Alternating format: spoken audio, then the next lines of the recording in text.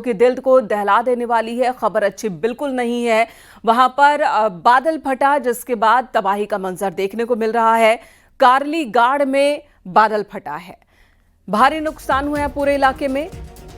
बादल नदी पर बना बेली ब्रिज बहने के साथ 3 से 4 रिजॉर्ट, होटल और दुकानों को नुकसान पहुंचा है।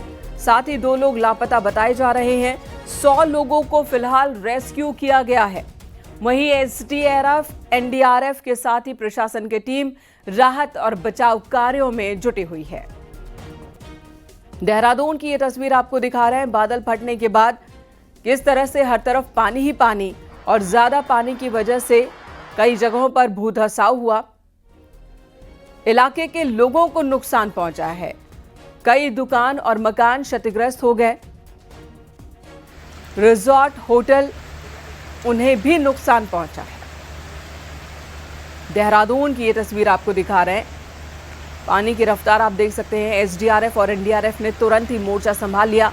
जैसे बादल फटने की जानकारी मिली, रेस्क्यू ऑपरेशन शुरू कर दिया गया।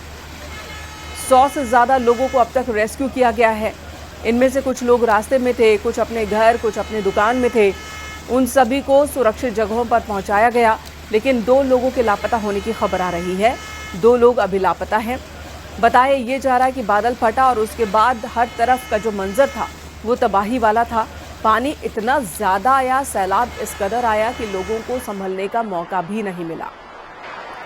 बादल नदी के ऊपर बना बेली ब्रिज भी टूट गया इसकी वजह से।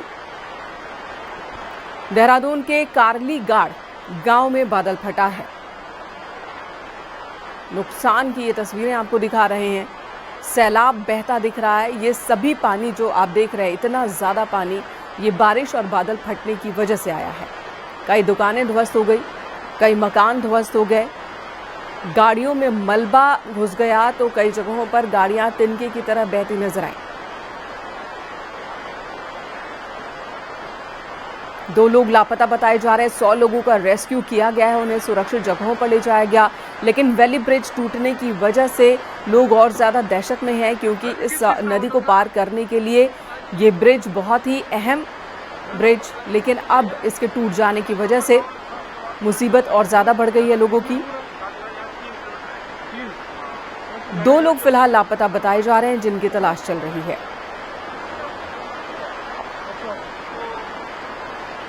एसडीआरएफ और एनडीआरएफ की टीम इस वक्त रेस्क्यू ऑपरेशन में जुटी हुई है।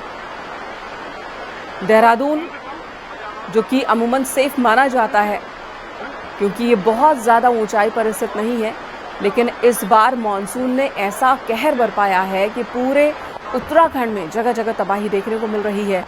आमतौर पर सितंबर के महीने में मानसून लौट जाता है, लेकिन इस बार मानसून का वक्त जो अवधि है वो बहुत ज़्यादा है, और साथ ही मानसून अब भी कहर बरपा रहा है। मौसम वैज्ञानिकों ने भी ये चेतावनी जारी की थी 9 जिलों के लिए। फिलहाल इन सभी जगहों पर एक बार फिर अलर्ट जारी कर दिया गया है। स्कूल, कॉलेजेस बंद रखे गए हैं। ये 3 तस्वीरें आपको दिखा रहे हैं, अलग अलग इलाकों की ये तस्वीर। बादल फटने के बाद देखिए देहरादून की स्थिति कैसी हो गई। जहां पर सड़क थी वहां पर पानी ही पानी है। नदी जैसी तस्वीर बन गई है। सड़क है या फिर नदी या नाला, ये समझना मुश्किल हो रहा है।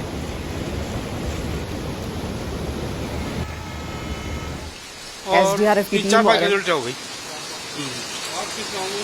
मैं कालीघाट गाँव था। ये सड़क पास नहीं हुई रात, इतना माहौल सुभाष त्यागी।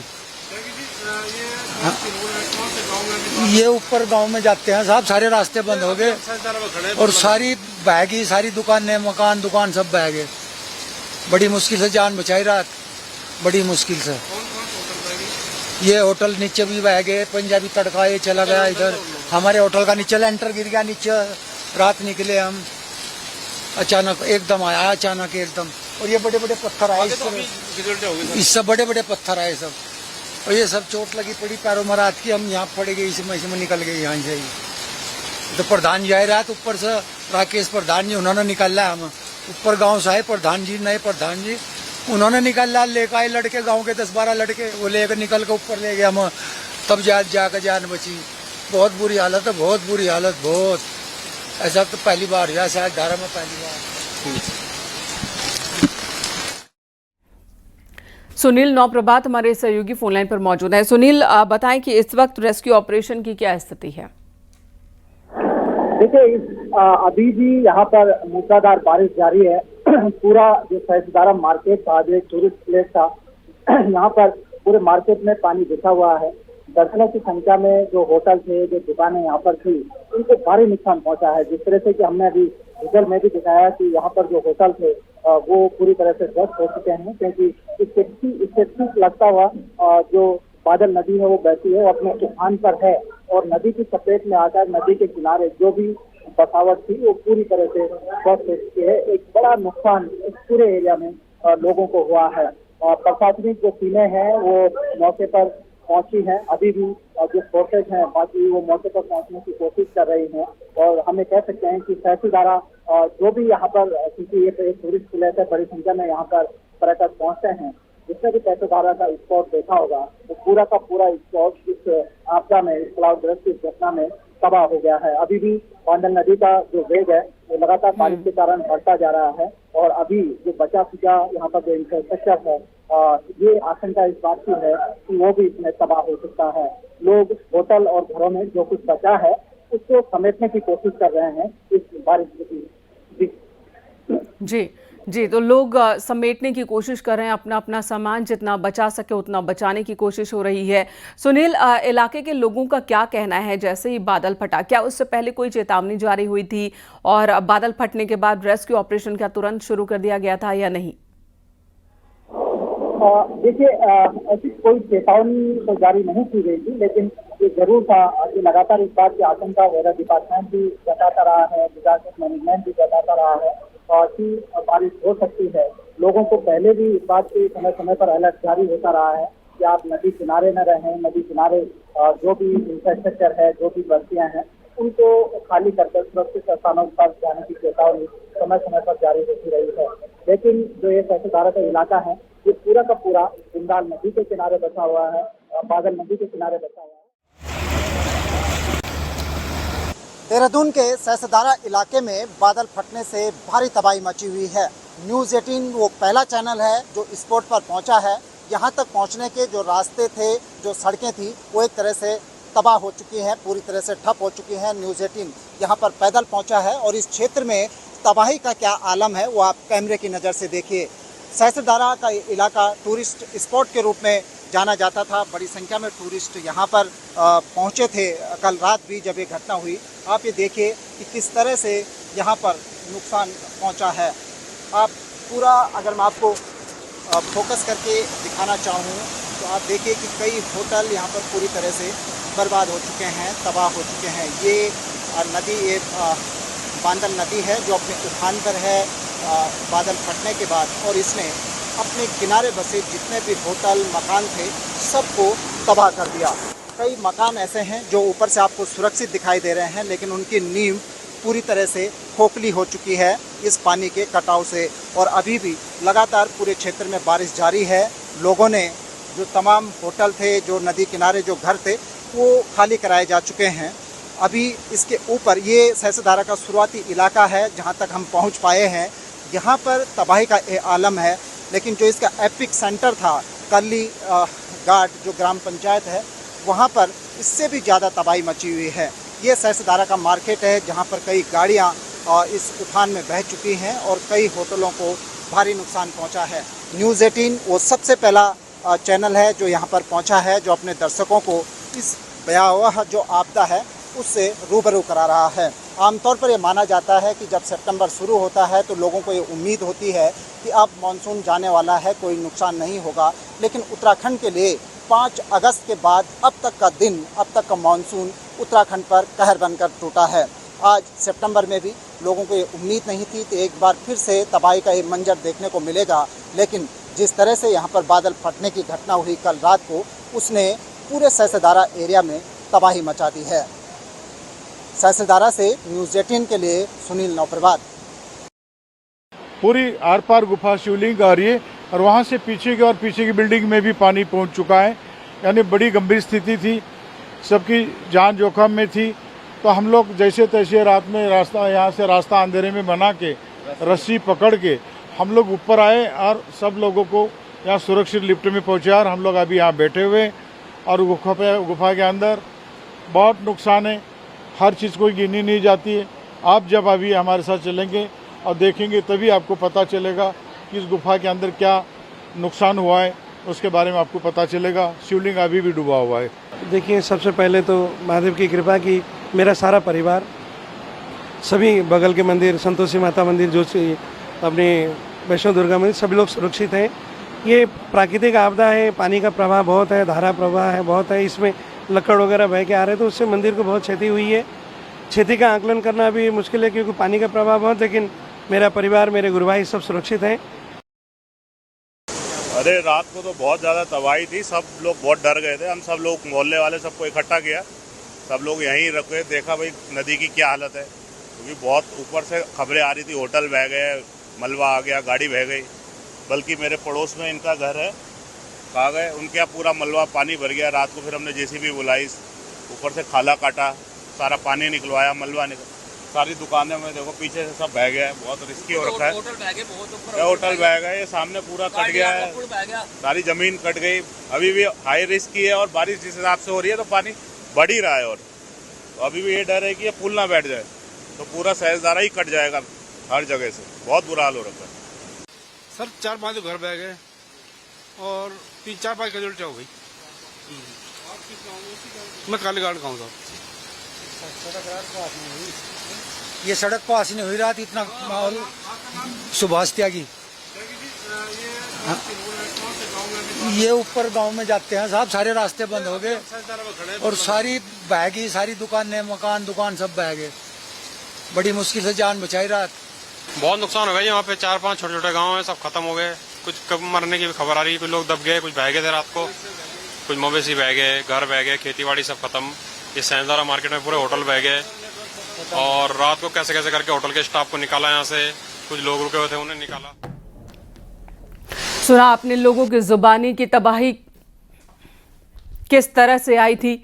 लोग खुद बता रहे हैं कि तबाही जब आई तो किस कदर वो डर गए थे, किसी तरह खुद को, अपने परिवार को बचाया।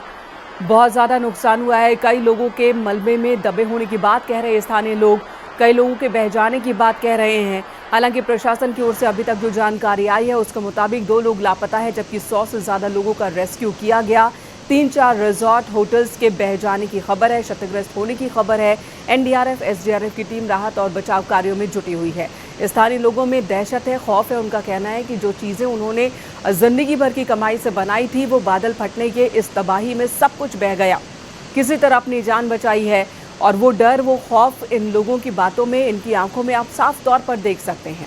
देहरादून की ये तस्वीर है। सहस्त्रधारा, ये जो पूरा इलाका है ये टूरिस्ट स्पॉट है।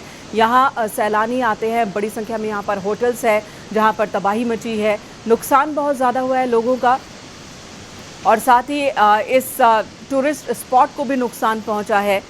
इस जगह को फिर से उसी तरह का बनाने में लंबा वक्त लग सकता है, काफ़ी खर्च हो सकता है, लेकिन फिलहाल एसडीआरएफ, एनडीआरएफ की टीमें रेस्क्यू ऑपरेशन में जुटी है। जो इस वक्त प्राथमिकता है वो यही कि लोगों को सुरक्षित जगहों पर पहुंचाया जाए और राहत कार्यों को तेज़ी से किया जाए, किसी को कोई दिक्कत ना हो। बहुत सारे मकान जो इस वक्त आप देख रहे हैं अपनी जगह पर, वो भी कमज़ोर हो चुके हैं। उनके नीचे से ज़मीन कट गई है, जिसकी वजह से इन मकानों पर भी ख़तरा है कि ये कभी भी ध्वस्त हो सकते हैं और इसी वजह से यहाँ से भी लोगों को बाहर निकाला जा रहा है। प्रशासन, एनडीआरएफ, एसडीआरएफ की टीम मौके पर मुस्तैद और लोगों को समझाने में भी जुटी हुई है ये टीम कि घर का, मकान का, सामान का मोह न करें। फिलहाल जान बचाना ज़्यादा ज़रूरी है और इन लोगों को समझा बुझाकर सुरक्षित जगहों पर शिफ्ट किया जा रहा है, क्योंकि अब बड़ी संख्या में ऐसे मकान, दुकान हैं जिनके नीचे से ज़मीन खिसक चुकी है और वो कभी भी गिर सकते हैं। कोई बड़ा हादसा ना हो, इसकी भी कोशिश की जा रही है, कवायद की जा रही है। ये तस्वीरें देहरादून की डरा देने वाली ये तस्वीर है। पानी की रफ्तार आप देख सकते हैं, मलबा के साथ ये पानी किस रफ्तार से आगे बढ़ रहा है और इस जलजले में जो भी सामान बीच रास्ते आया वो बह गया, तबाह हो गया। कारलीगाड़ गांव के ऊपर बादल फटा, लेकिन इसका नुकसान आसपास के एक बड़े इलाके में हुआ है। कारलीगाड़ में जो बादल फटा, पानी नीचे की तरफ आया। सहस्त्रधारा जो उसके नीचे का इलाका वो भी क्षतिग्रस्त हो गया। मलबा के साथ पानी आया और अपने साथ सब कुछ बहाकर ले जाता दिखा। ये अभी की तस्वीर में आपको दिखा रहे हैं। जब पानी यहाँ से बह गया, निकल गया, उसके बाद की स्थिति देखिए। मलबा ही मलबा हर तरफ है, टूटी फूटी इमारतें हैं जो बता रही हैं कि बर्बादी किस कदर यहाँ बादल फटने की वजह से हुई है।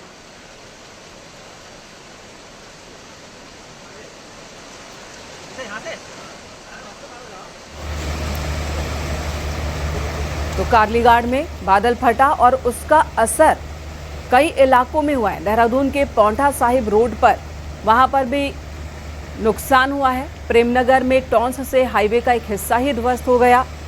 बिजली पोल गिर गए हैं कई जगहों पर, जिसकी वजह से इलाके में बिजली की आपूर्ति भी बाधित हुई है। अमूमन ऐसे वक्त में बिजली आपूर्ति कट कर दी जाती है, आपूर्ति को रोक दी जाती है ताकि कोई और हादसा ना हो बिजली की वजह से। इस वक्त एसडीआरएफ और एनडीआरएफ की ओर से रेस्क्यू ऑपरेशन चल रहा है और इन्हीं टीमों पर स्थानीय लोगों को भरोसा भी है कि सभी को वो सुरक्षित बचा लेंगे। इस वक्त करण महाराज जी हमारे साथ जुड़ चुके हैं, कांग्रेस के प्रदेश अध्यक्ष है। करण जी, न्यूज़ 18 पर आपका स्वागत है। देहरादून में इस तरह से बादल फटेगा, ऐसी तबाही आएगी, इसका अंदाजा नहीं था। मौसम विभाग ने भारी बारिश की चेतावनी तो जारी की थी, लेकिन तबाही बहुत ज्यादा। आपके पास क्या खबर आई है करण जी?